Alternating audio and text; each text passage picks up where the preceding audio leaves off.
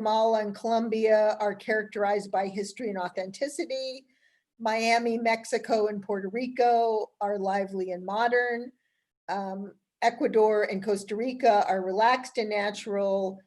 Dominican Republic is active, natural. Panama is right kind of almost in the middle. Again, that's partly because it's so average and doesn't have big strengths or weaknesses, but it's not developed. So it comes at the middle of the map, a little bit near relaxed and natural and active natural. So that's where you are now. But the question is, given that you are so average and you can kind of create a new image, a new perception of the destination, how do you decide what that is? So if you look at the next slide, what we do is then we map different groups of people. So we look at what were the ratings among people who were very likely to visit, and where do they place Panama on the map? Where are people who rated it as an excellent place to go versus people who are not at all likely? And what we saw is, what came out is the people who were more positive and more interested rated it more in that active natural quadrant. And as you'll see, a little bit with some lively modern. So what we would say is you would want to accentuate and promote the attributes that put you in the active natural quadrant, and with an overlay of promoting it as active natural with a modern lively vibe. And if you look at the next slide, we actually had additional information that helped us come to that, because we presented people with this list of statements about Panama, and we said, how much, if you believe this statement, would it improve you? Would it make you more interested in visiting? Would it motivate you to visit?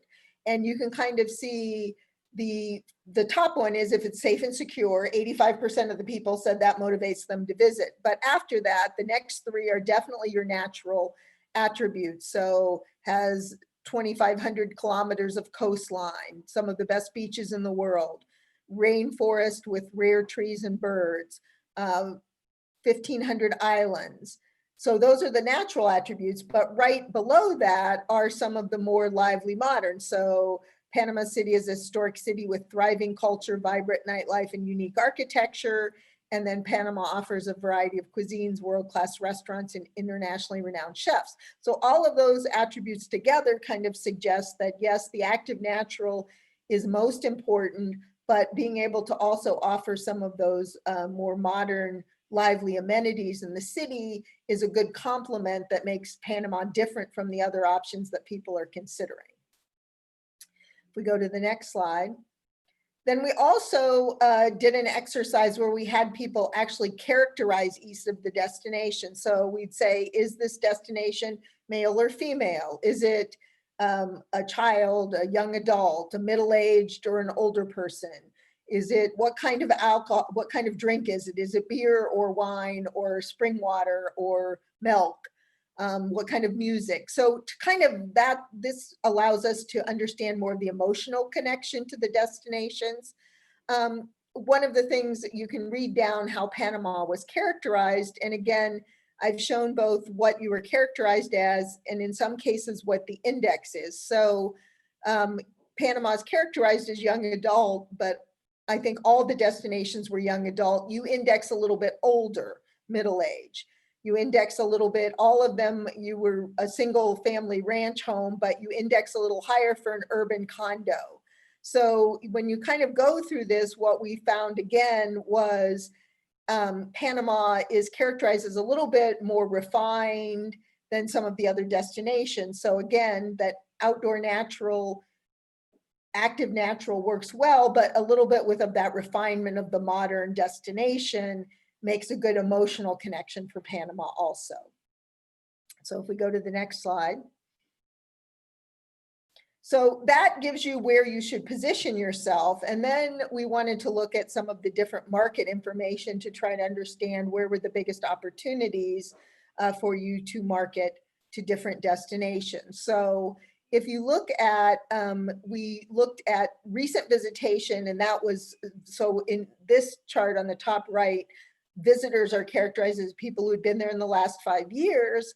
And then we also looked at potential visitors, so people who had not been, but said they were likely or interested in visiting. So you can kind of see both where you've had big visitation, but with that chart in the 100 and likelihood to visit, where those opportunities are. So it's kind of interesting that Costa Rica, 66% of the people have visited recently, but they're not as, they don't say they're as likely to visit in the future as, for example, Colombia and Brazil, and even Argentina, where there are significantly larger percentages of potential new visitors that you could attract to the area and likelihood.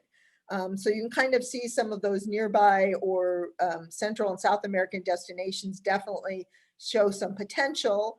After that, in the US, the Southeast part of the country, 14% likelihood to visit, so that's a little bit higher. And then some of the Canada and the European destinations showed less interest currently to visit. We also looked at some of the demographics to understand that. So if you can look, it's interesting that the US, if you look at average age, for example, the oldest visitors come from the US. They're an average of 50 years old, and only 39% of them have kids in the household. Whereas if you look at many of the other destinations, it's definitely more family oriented and younger. So, you know, Colombia is 42 and 72% of the people have kids in the household. So again, depending on which country you're going after, it's going to be more or less important to focus on family activities versus couples. In the US, it's older, more couples. In many of your other destinations, it's definitely younger and family oriented. So again, that will help you as you're targeting your messaging, and also the media. How do you reach people in those different demographics? If we go on to the next slide, then we've looked at this a little bit in more detail. So if you look at the Central American countries of Colombia and Costa Rica, again, where they're likely to visit, this gives you the competitive set for each of these. So Colombia, a lot of 28% say they're likely to visit Panama in the next year, and 26% among Costa Rica. The other places they're looking at are their own Colombia and Costa Rica, but then Miami and Mexico. So again, as I said, even though, you know, when we first started talking, there was some concern that maybe the popularity of Miami was driven by the fact that we had a lot of US people in the survey. That's really not true, because Miami is popular across all of the various destinations that we're looking at in Mexico. So again, the challenge for you all is again, how do you position yourself differently and convince people that they'd rather come to Panama than some of these other destinations? So again, but good opportunity in both Colombia and Costa Rica. If we go to the next slide, and when we look at Brazil and Argentina, we can see people in Brazil are significantly more likely to say they're going to visit than Argentina. Again, the biggest competitor there, interestingly, is Miami, followed by Mexico, and then Peru. You know, Panama there's several destinations that are similar. You can see Colombia, Costa Rica, Puerto Rico, Dominican Republic, and Panama. The percentages are very similar. So again, that would be, how do you position yourself above those destinations so that people from Brazil especially choose Panama. But I think there's lots of opportunity definitely among Brazil. If we look at the next slide.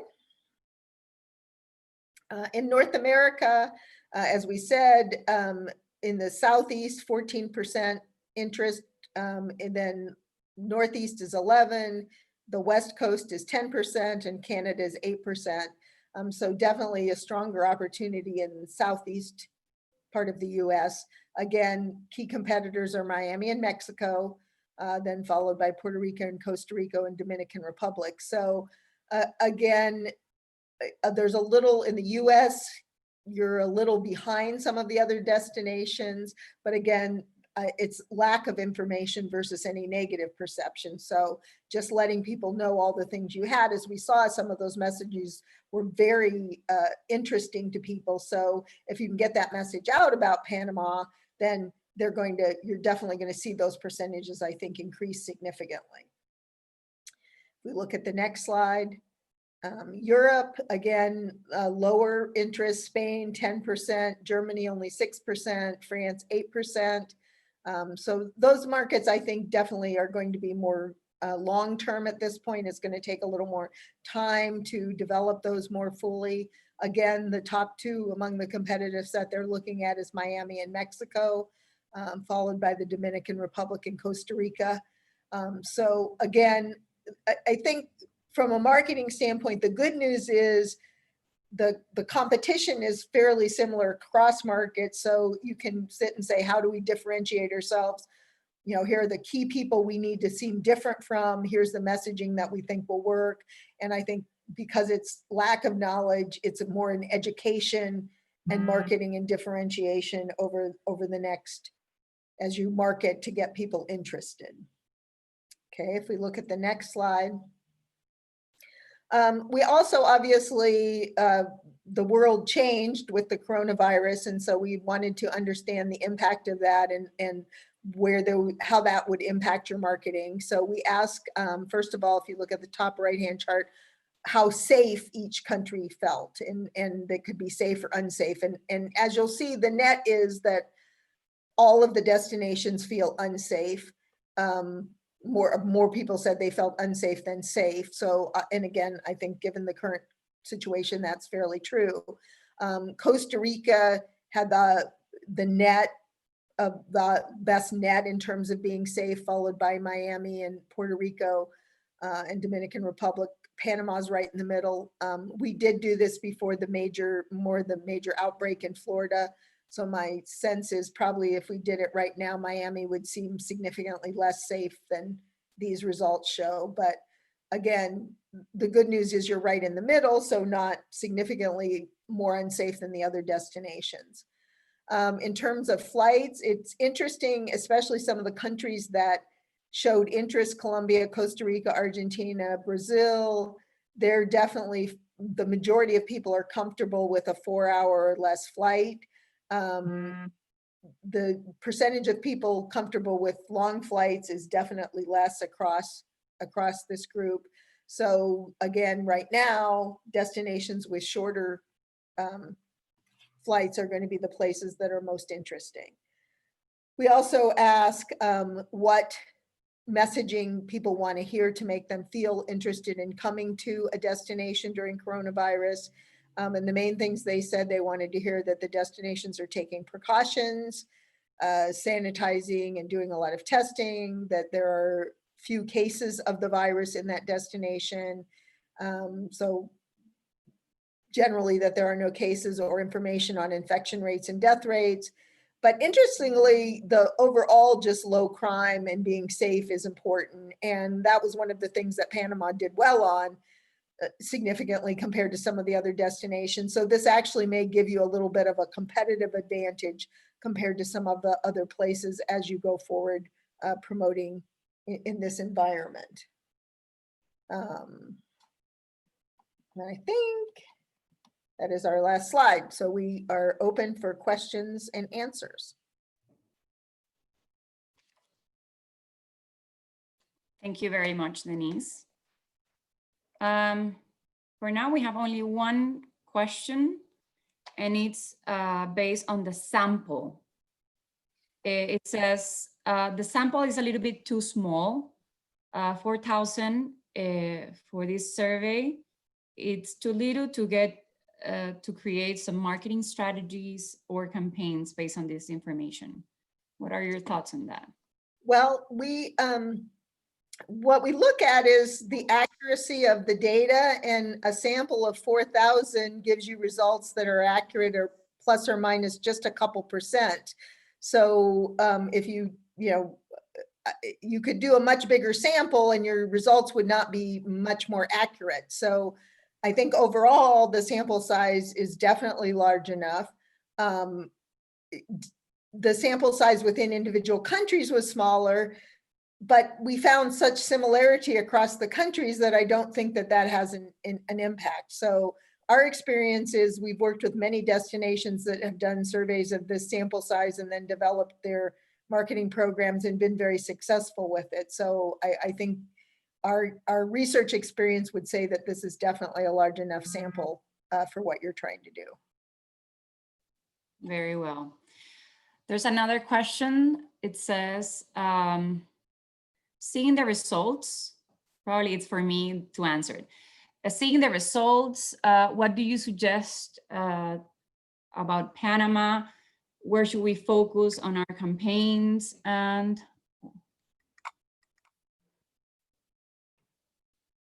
wait, it got moved. But I can take that question. Bueno, básicamente quedamos con que es necesario establecer cuál será nuestro posicionamiento de marca atribuible únicamente a Panamá, diferenciándonos de nuestros competidores. En el estudio resalta que Panamá tiene una clara dualidad que no tienen nuestros competidores más cercanos, que es el tema de la naturaleza y nuestra ciudad vibrante. O sea, es una dualidad que nadie más puede atribuirse a otro destino. Entonces, nosotros pensamos que eso es muy importante. Sin embargo, nosotros tenemos que hacer un proceso de ir un poco más profundo en los análisis. Este survey y estos resultados es una base.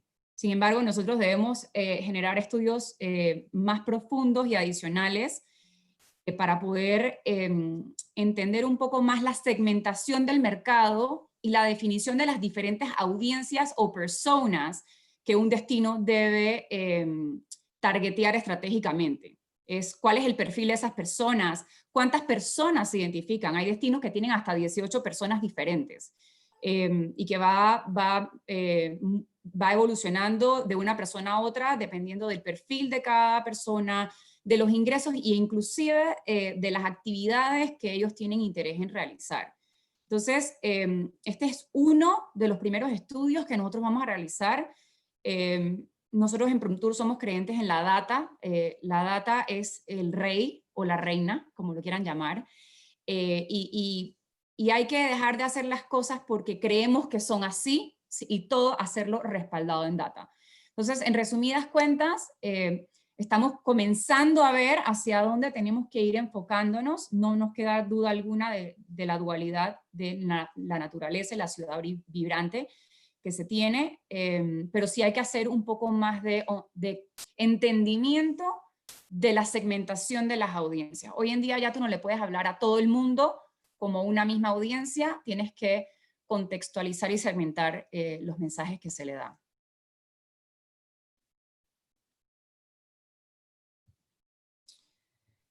A ver.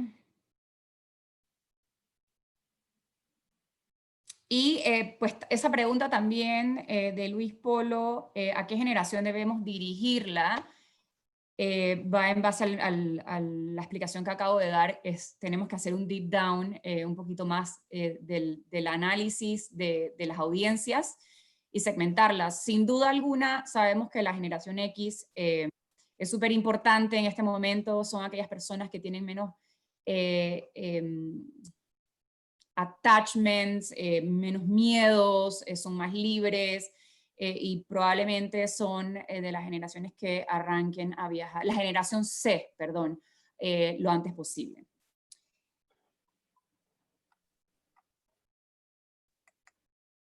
Dice, ¿en qué fecha se efectuó la encuesta? La encuesta se hizo durante todo el mes de junio y los resultados fueron presentados a nosotros el 1 de julio. O sea que es información reciente. La encuesta sí fue realizada en un periodo de COVID, o sea, estábamos en COVID.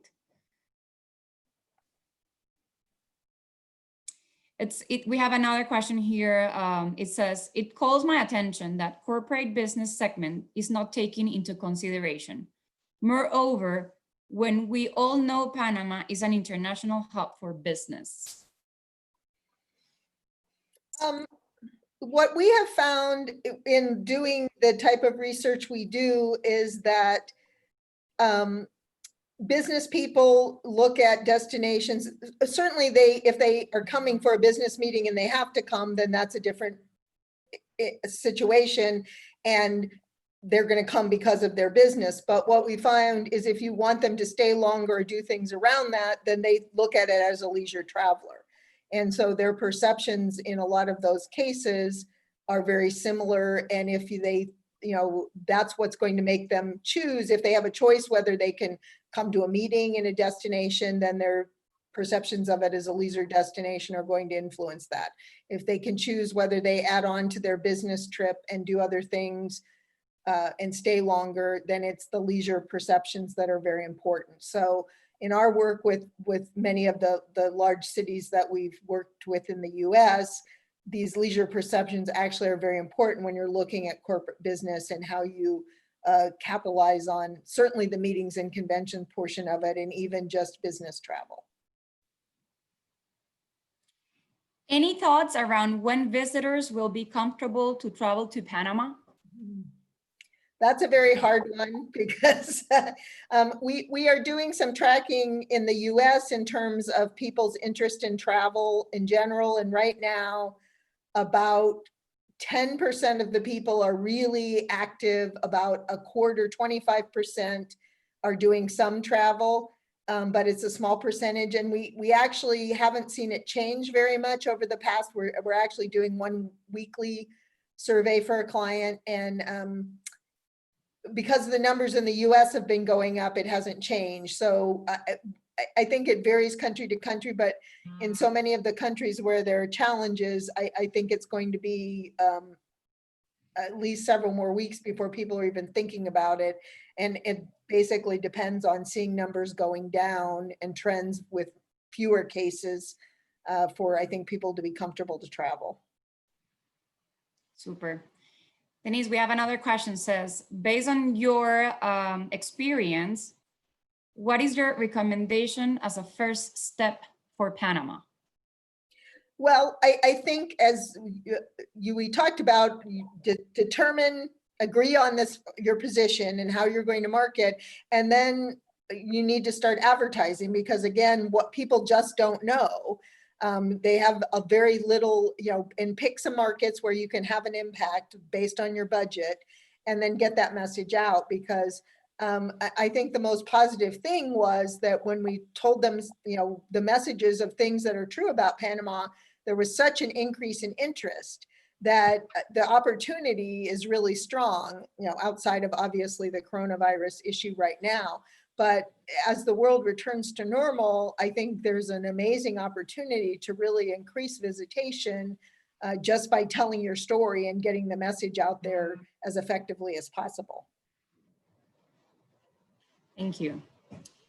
Another question is, did the study show why tourists from Colombia and Costa Rica choose to visit Panama? I think across all of the countries, I mean, we can look more specifically at those countries, but there were very similar results, that it was the same kinds of mix of outdoor activities and the city amenities were appealing to each of those countries.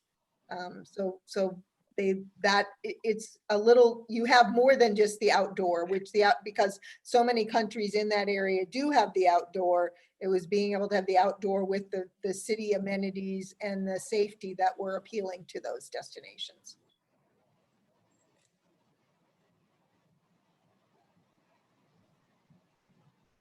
It says, what percentage of tourists do you say it's active natural? We didn't actually do a lot of research on that in this study, but we have done that for other destinations. And it's a pretty significant percent. It's probably at least a quarter of the population who, I mean, the natural part is bigger, and especially right now in the world, people want beautiful natural destinations. Some were more just lie on the beach and not do anything, but at least a quarter of the population definitely want to go to gorgeous places and be very active. So I think it's a pretty significant group of people that you have as your good opportunity. Very well.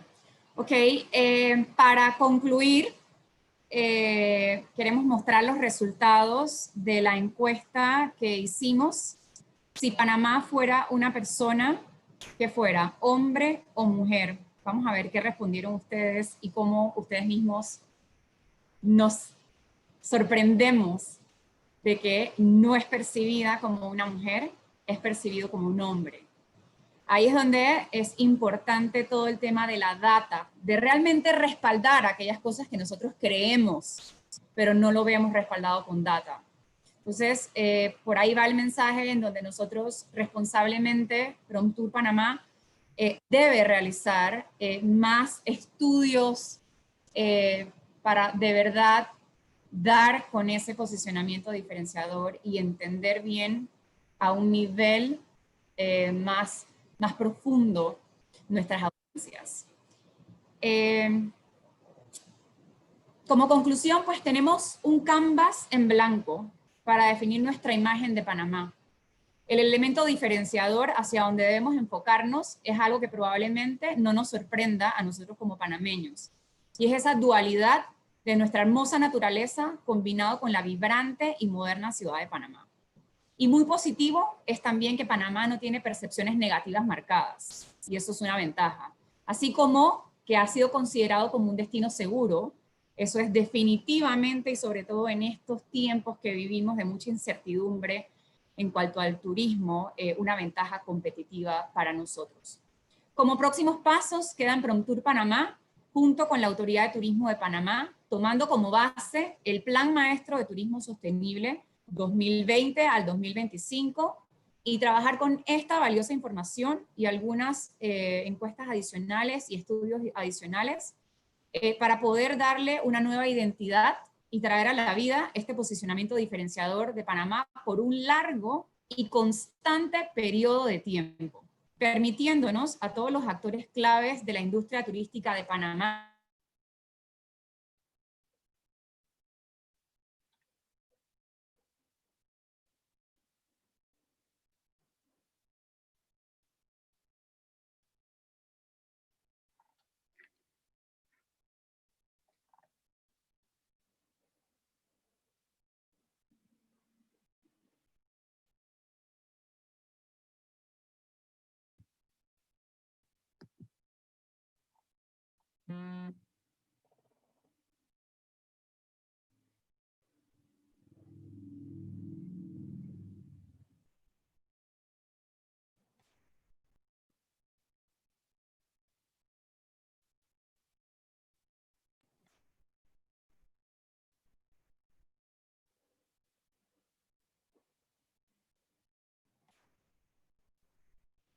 Hemos tenido una falla técnica.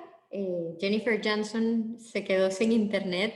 Ahorita mismo entiendo que ya estaba en los últimos comentarios.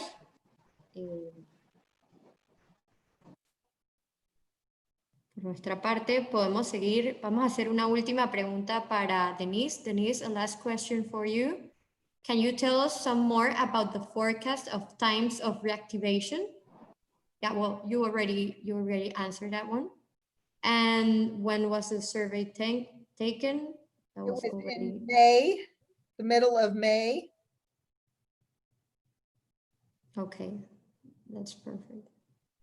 I- How I- often should destinations do this perception and brand health surveys?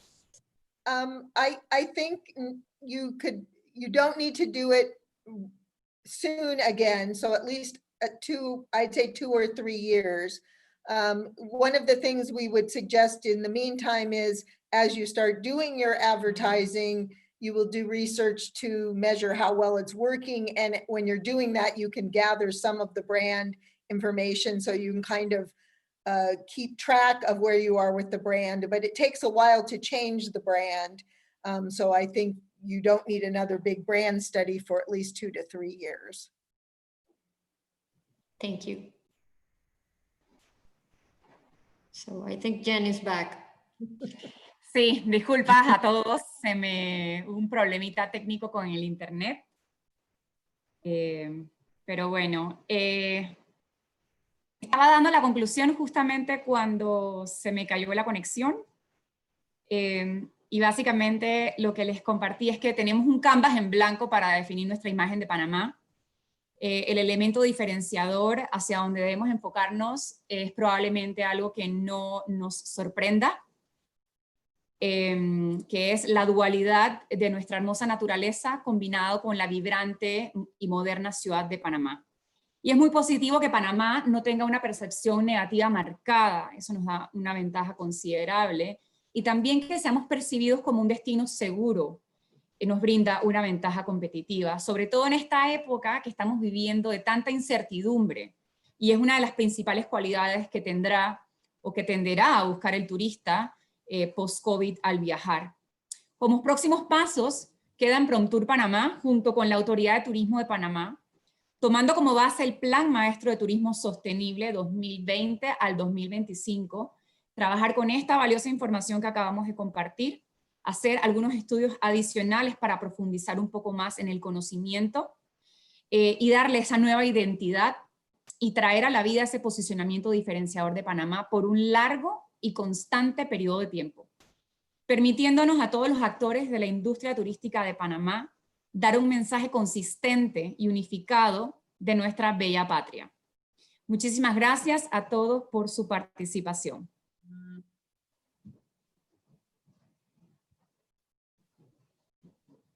Denise, thank you very much for joining us. Thank you.